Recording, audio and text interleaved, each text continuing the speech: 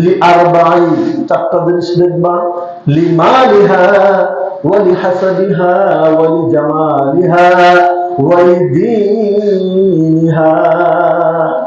ফাযফার বিযাতিদ্দীন। আল্লাহ নবী বলেন, তোমরা যখন মেয়ে দেখবা, বিয়ে করার জন্য মেয়েদেরকে যখন তোমরা সিলেক্ট করবা, নির্বাচন করবা, অবশ্যই তোমরা চারটা জিনিসকে দেখবা। লিমালিহা, তাদের সম্পদকে দেখবা, এটাও কি জোরে বলেন না, সুন্নাহ।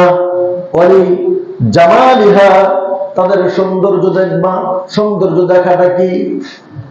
ওয়ালি দীনিহা, এটা কি, দিনদারি দেখাটা কি, এটাও সুন্নাহ। ওয়ালি হাসাবিহা,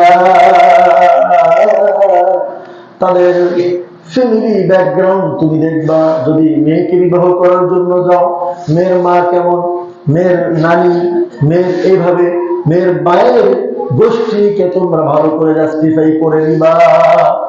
এবং এর মধ্যে তোমরা সব থেকে বেশি গুরুত্ব করবা, গুরুত্ব দিবা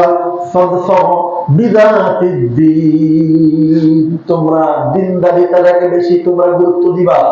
যেই মেয়ের মধ্যে সব থেকে বেশি পরহেজগারিতা তোমরা পাবা, দিনদারিতা পাবা, এরকম দিনদার মেয়েকে তোমরা বিবাহ করো। আজকে আমাদের সমাজের মানুষেরা এমন মেয়েকে তালাশ করি, যেই মেয়ে শ্বশুর বাড়ির মধ্যে এসে চাকরি করতে পারবে। এমন মেয়েকে তালাশ করি, যে মেয়ে শ্বশুর বাড়ির মধ্যে এসে সব থেকে স্টাইলিশ ভাবে চলাফেরা করতে পারবে।